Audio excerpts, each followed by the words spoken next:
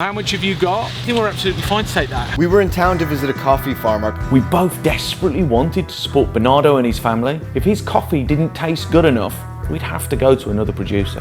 So we're just on the way to the mill. The mill is where basically the beans that were drying on Bernardo's patio get taken to when they're at the right humidity. And then it's the moment of truth, right? We'll find out whether that coffee from that incredible farm that we had the most amazing time at is going to cut the mustard. So, big day.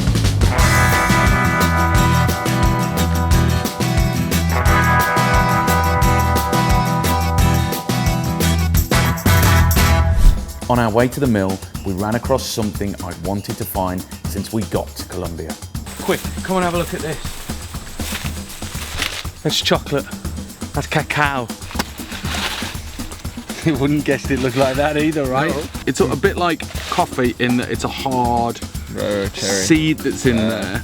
That dries, and then what they do is they take out the outer shell of that, the chaff, and then they break that down to cacao nibs, and then that gets broken down into chocolate. I'm so happy that we got this. I'm taking that home. I'm going to ferment it. I'm going to try and dry them out, and then I'm going to try and make 2 chocolate bars out of that.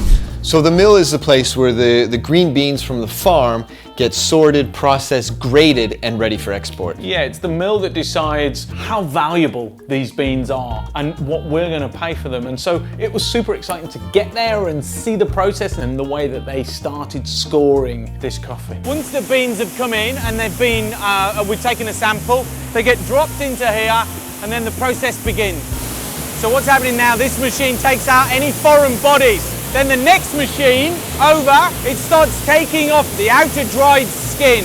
This machine, it starts separating out big coffee beans and small coffee beans. Small beans will roast a lot faster than large ones. If you roast them together, the small ones will be burnt and the blend will be ruined. So this really cool room here is basically pulling out black coffee that's defective, sour coffee, or juvenile coffee that hasn't ripened properly.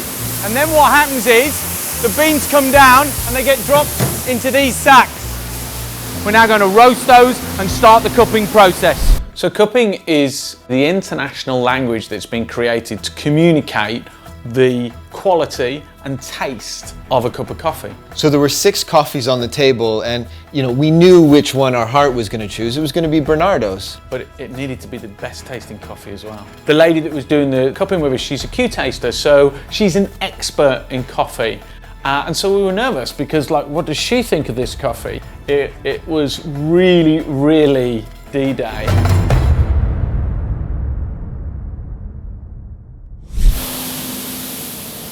So, what did you think? I really liked it.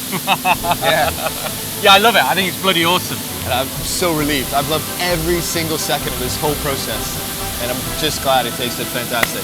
Job done. Boom. Bernardo's coffee hit the spot, so we confirmed the container there and then because we needed it back for the London Coffee Festival in 6 weeks' time. Okay, so we just got the phone call, coffee's arriving at the roaster, we're legging it. This is where we start working. For us, it's about roasting the provenance, the individual flavours that come from different parts of the world, and roasting it to appreciate and to bring out those flavours. We've dropped our Colombian green beans into our roaster. They've been roasted to the recipe that we've just developed, and you can see them just inside. They're coming out of the roaster and being dropped into this drum where they're moved around to cool down, and then they get dropped into this funnel. You've got these beautiful beans that have completely lost their heat now, and then they're going into this funnel to be ground and put into our pods. Man, I tell you, that was stressful. But we did it. We did, but you know what? It's coffee festival tomorrow. We're not done yet. So we're 15 minutes here before the floodgates open up and the public come rushing in to taste our coffee. It's a little bit like, what have we done? Why did we do this? Because we love it, we believe in it, but in 15 minutes time, all those people are going to come through the door, and it's what they think that really matters.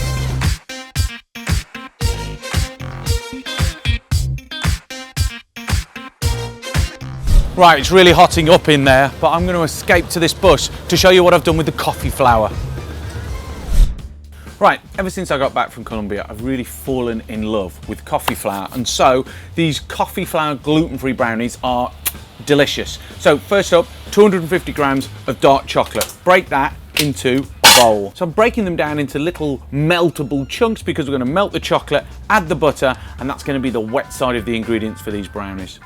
Okay, so that's the chocolate done, and now I need the same amount of butter, unsalted, 250 grams, in it goes. Right, we're going to get this onto the bain-marie, which is basically hot water in a pan. This goes onto the top and it starts melting, and we stir it so it's all melted together.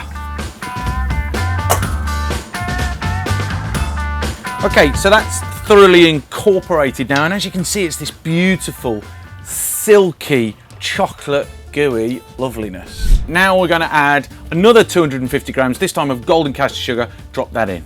Now we're going to add 60 grams of almond flour and 20 grams of coffee flour. And the thing to remember is, with the coffee flour, this has been made from a cherry. It's been dried out and then it's been ground down into a flour. So it's going to have a real fruitiness that it's going to add to this brownie. So let's add these in. Add a pinch of cinnamon, and then let's just mix those together. So I've got 6 eggs, whisk those together and then add them into the mixture. And that helps give it body and thicken it up. And now you can see this dark mixture that's just, look at that.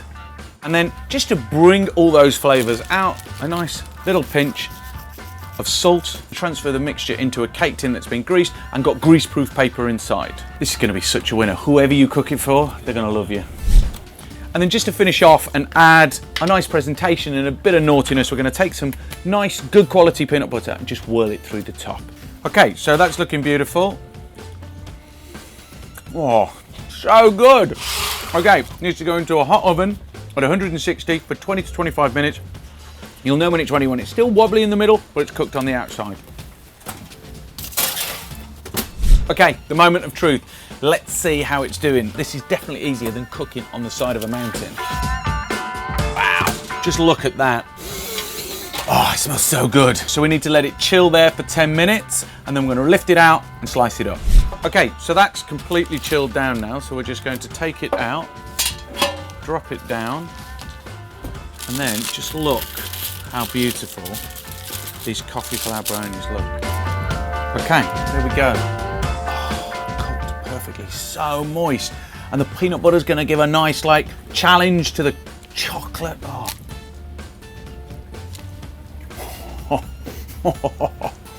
Oh. Okay, they look amazing. Let's take them out and see what people think of these coffee flour brownies. Hello, how are you? Oh, they're so gooey. I know. Look how happy she is. Tasty? That's very smooth. Yeah? Mm. You've got a bit, you see her on camera, you see. Coffee flour brownies. They're made from the flour of cherries, coffee cherries. Do you want to try? Are they gluten-free? They are gluten-free. Are they actually? Coffee flour is gluten-free. Does that make you happy? So happy. Would you like to try? Yeah. Get involved. Super moist, cooked fresh this morning. Are you happy? I'm very happy. Speechless? Okay, take a bite, tell me what you think. That makes you happy as well. It's a win-win. Okay, so coffee flour brownies absolutely went down.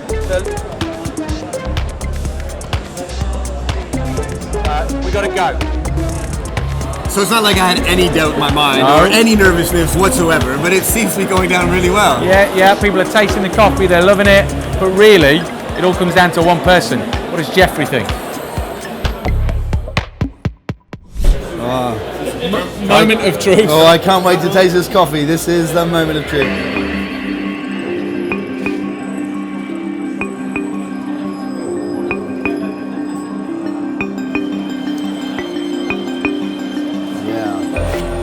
Yeah. It's got a lovely sweetness about it. Yeah. Yep. I like it. You guys have done really well.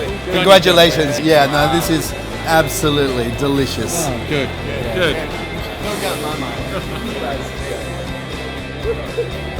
The smiles all around. I'm just so delighted that people love Bernardo's coffee as much as we did. Yeah, and that we get to share Bernardo's incredible story through his coffee.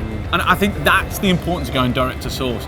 That's why it's important to know where your food and drink comes from. Well done. Good job, mate. Good times. Do you want to try Bernardo's coffee? Then click the link in the description box below.